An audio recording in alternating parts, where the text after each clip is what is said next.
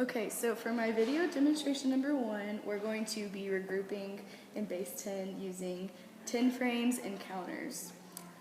This is a set model demonstration, and it's for first grade level. So first, we're going to start with the word problem, and it reads, Sarah had 14 cheese balls and Emily had 17. How many cheese balls do they have together? So first, we're going to start off with Sarah's 14 cheese balls. So we're going to lay it out, and we know that there are 10 spots in the 10 frames, so we'll count 1, 2, 3, 4, 5, 6, 7, 8, 9, 10, 11, 12, 13, and 14. And then we're going to show Emily's 17 cheese balls on the other set of 10 frames. So we have 1, 2, 3, 4, 5, 6, 7, 8, 9, 10,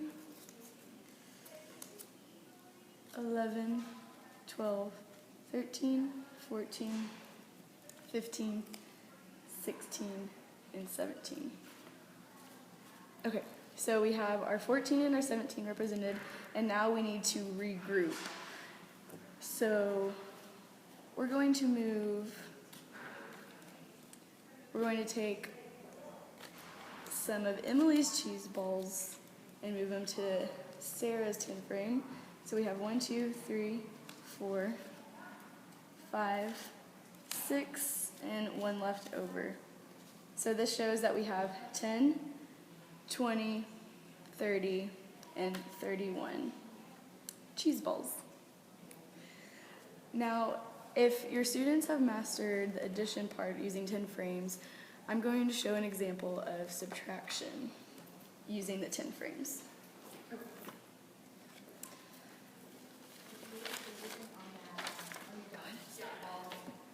Alright, now I'm going to demonstrate a subtraction problem using the base 10 frames.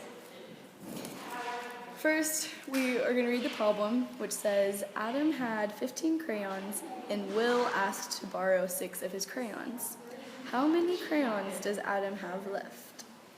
So we'll start by putting 15 on the 10 frames for Adam.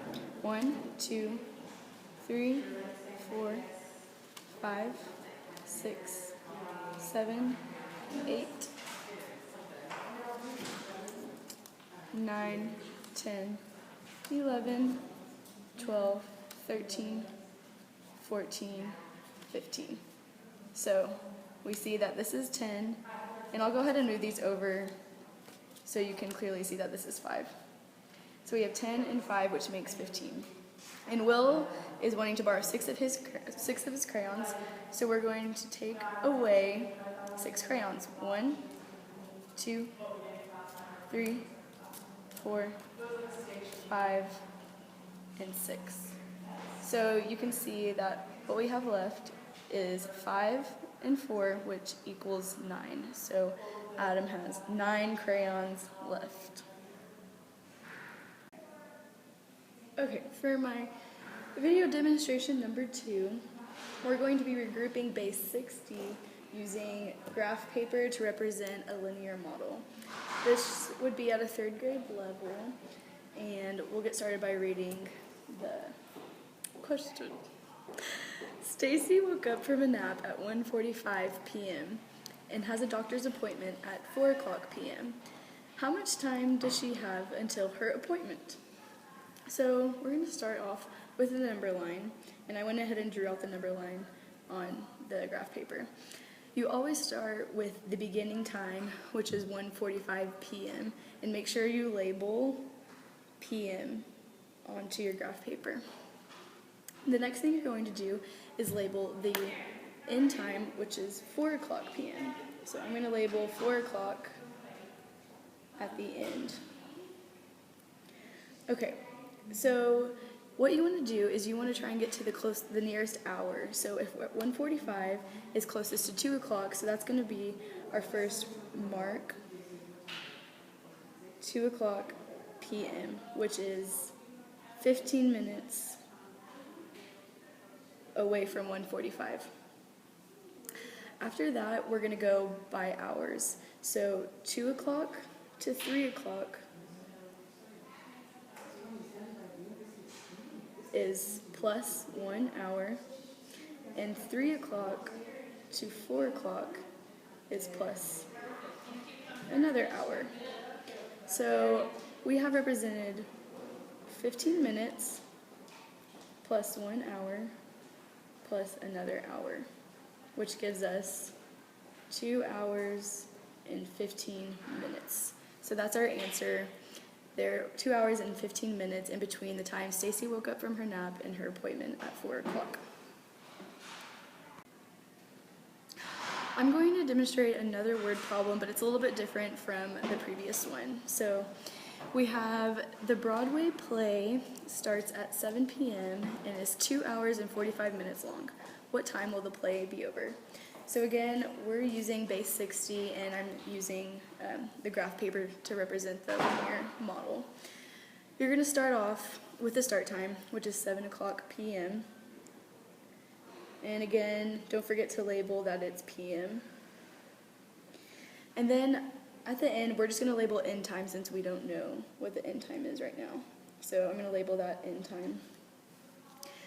Okay, so if we know there's 2 hours and 45 minutes in between, I'm going to start by going from 7 o'clock to 8 o'clock